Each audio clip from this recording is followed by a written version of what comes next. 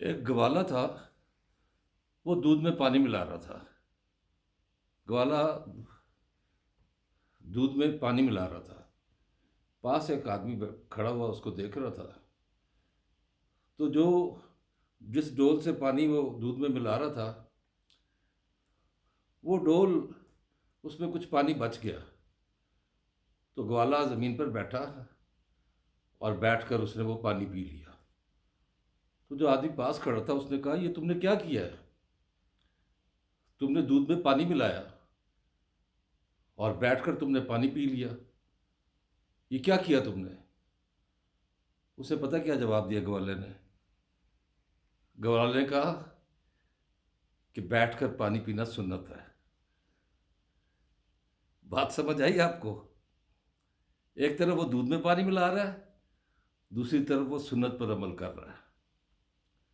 تو کچھ ایسا ہی کمشنر لیاقت چٹھا نے کیا، بقول موصوف کے کہ حرام کام کیا تھا میں نے، کہ میں نے رزلٹ تبدیل کروائے۔ تو یہ حرام کاری کرنے کے بعد میں نے اپنی زندگی کا خاتمہ کرنا چاہا فجر کی نماز کے بعد۔ تو فجر کی نماز کے بعد جو زندگی کا خاتمہ انہوں نے کرنا چاہا، تو وہ اس کو کیا کوشش کی تھی انہوں نے؟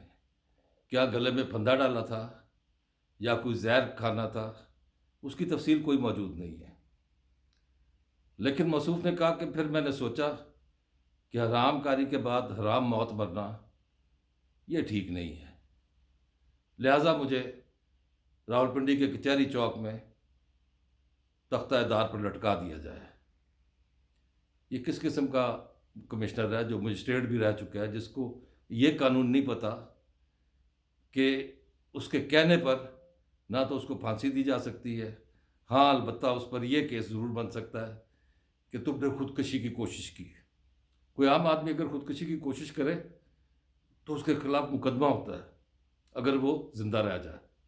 مر بھی جائے تب بھی مقدمہ ہوتا ہے۔ اور اس کے علاوہ جو حرام کام کیا بقول موصوف کے، مبینہ طور پر انہوں نے وہ جو ریٹرننگ افسران تھے ان کے ذریعے رد و بدل کیا، 50-50 70-70 ہزار ووٹوں سے لوگوں کو جتایا۔ غلام گردش میں طاہر پرواز آپ کی خدمت میں حاضر ہے۔ یہ گفتگو چلتی رہے گی۔ آج کی گفتگو اس حوالے سے بھی اہم ہے کہ اس میں 3 خدشات ہیں: دوبارہ الیکشن، ایمرجنسی کا نفاذ یا مارشل لاء۔ اس سے پہلے کہ میں گفتگو شروع کروں، اگر آپ نے یہ چینل سبسکرائب نہیں کیا تو اس کے کونے میں آپ کو لکھا ہوا آ رہا گا سبسکرائب، وہ اس پہ دبا دیجیے اگر پہلے نہیں کیا تو، اور نیچے آپ کو ایک بیل نظر آئے گی، اس بیل کو بھی دبا دیجیے گا۔ لیکن پھر اس کے بعد آپ نے کبھی اس کو نہ سبسکرائب کا بٹن دبانا ہے اور نہ بیل کا بٹن دبانا ہے۔ سننے کے بعد اپنی رائے ضرور دیجیے گا، اگر پسند آئے تو لائک اور شیئر کیجیے گا دوستوں کو۔ تو آئیے چلتے ہیں اصل موضوع کی طرف۔ اصل موضوع یہ ہے کہ ایک سین بن گیا، ایک ایسا سین بنا کہ امریکی جو ترجمان ہے وائٹ ہاؤس کا، ملر، اس نے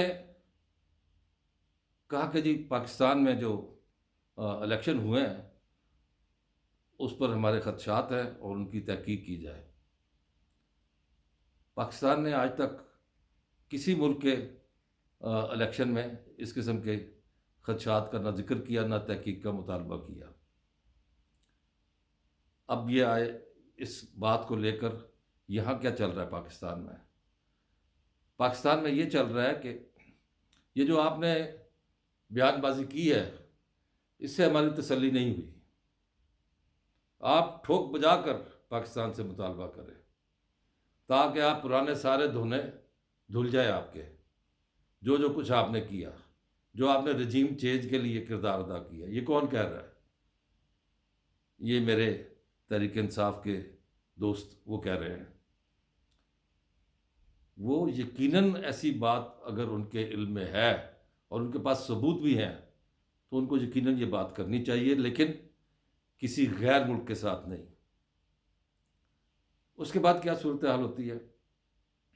یہاں کے ایک 5 ستارے ہوٹل میں، 5 اسٹار ہوٹل میں ایک پی ٹی آئی کا مجمع لگتا ہے، جہاں لوگوں کے ہاتھ میں بقول ان کے کی فارم 45 ہے، اور سامنے آپ کے کون بیٹھا ہوا ہے؟ سارے فورن جرنلسٹ جو پاکستان میں بیرونی میڈیا کے نمائندگان ہیں، اور ان کو یہ بتایا جا رہا ہے کہ یہ دیکھیے جی ریگنگ ہوئی ہے، یہ اس طرح ریگنگ ہوئی ہے، اور اس چیز کو آپ نمایاں کریں دنیا میں۔ پہلے امریکہ سے مطالبہ، پھر اس کے بعد اگلے دن احتجاج کی کال دی جاتی ہے۔ لوگ جہاں جہاں انہیں اجازت ملتی ہے یا نہیں ملتی ہے وہ باہر آتے ہیں، کئی گرفتار ہوتے ہیں، کیونکہ اسلام آباد میں تو دفعہ 144 مستقل لگی ہوئی ہے۔ وہ تب بھی لگی ہوئی تھی جب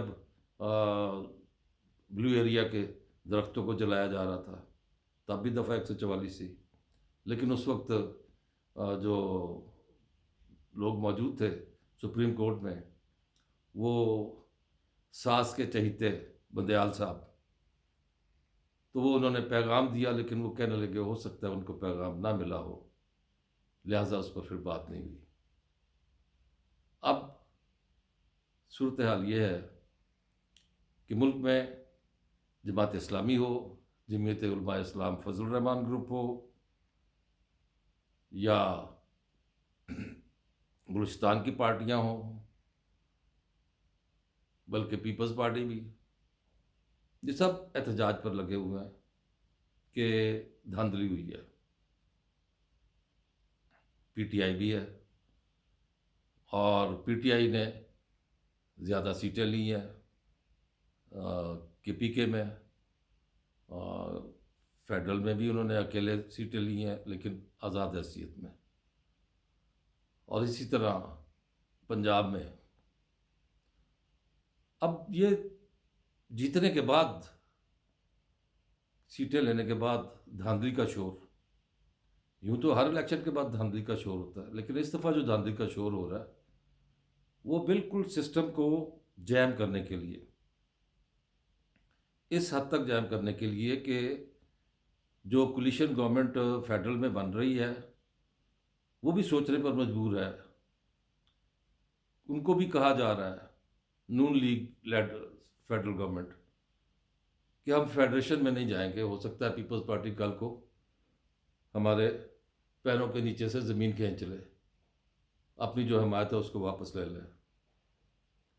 اور دوسری طرف یہ بھی ہے کہ کہنے کو تو بیرسٹر گوہر جو کہ اس وقت سامنے نظر آتے ہیں، ان کا کہنا ہے کہ 180 سیٹیں ہماری، اور ہم بڑی آسانی سے حکومت بنا لیں گے، لیکن ہم اپوزیشن میں بیٹھیں گے۔ تو کوئی بھی حکومت لینے کے لیے تیار نہیں ہے۔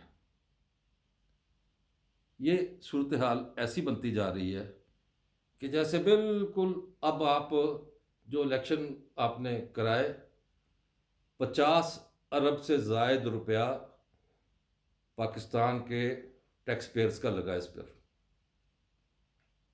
تو لہٰذا آپ دوبارہ الیکشن کرائیں۔ اب دوبارہ الیکشن کیوں نہیں ہو سکتے، یہ میں آپ سے ذکر کرنے جا رہا ہوں۔ دوبارہ الیکشن اس لیے نہیں ہو سکتے، آپ کا صدر انٹرم ہے، یہ فروری کا مہینہ گزر رہا ہے، مارچ سر پر ہے، مارچ میں آدھی سے زیادہ سینٹ خالی ہو جائے گی، سینٹ چیئرمین کا عہدہ بھی وہ بھی ختم ہو رہا ہے، اس کی میعاد بھی ختم ہو رہی ہے، سنجرانی صاحب کی۔ تو آپ کو اب کیا کرنا ہے؟ آپ کے پاس الیکٹورل کالج کون سا ہے؟ صوبائی اسمبلیاں ہیں اور قومی اسمبلی ہے۔ آپ نے سینٹ کے الیکشن بھی کرانے ہیں، آپ نے اس کے علاوہ صدارتی الیکشن بھی کرانے ہیں۔ تو آپ یہ اس چیز کے متحمل نہیں ہو سکتے کہ آئندہ مزید ایک دو ماہ تاخیر کی جائے، اور یہ جو الیکٹورل کالج ہے، صدارتی الیکٹورل کالج، صوبائی اسمبلیاں اور قومی اسمبلی، یہ وجود میں نہ آئے. یہ کم از کم اب ایسے نہیں ہوگا. اب انہوں نے یہ کام کرنا ہے کہ ہر حالت میں یہ جو الیکشن ہو چکے ہیں اس پر اسمبلیاں اپنا کام کریں گی. اور یہ میں آج اپنا تجزیہ پیش کر رہا ہوں کہ، اور میرے خیال میں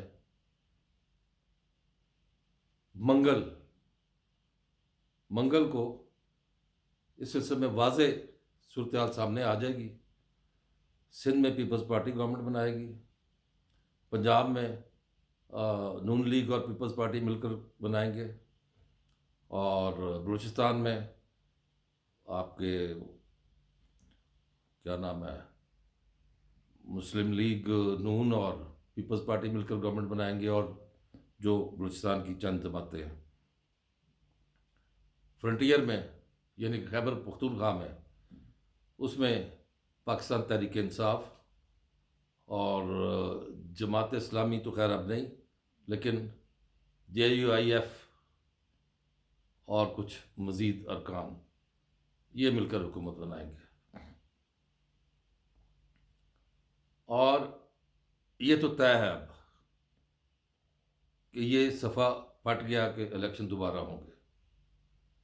الیکشن دوبارہ نہیں ہوں گے، یہ میں چیلنج کر کر کہہ رہا ہوں، کیونکہ آپ متحمل نہیں ہو سکتے کہ آدھی سینٹ خالی ہو، قومی اسمبلی موجود نہ ہو، صوبائی اسمبلیاں کام نہ کر رہی ہوں، حلف نہ لیا گیا ہو.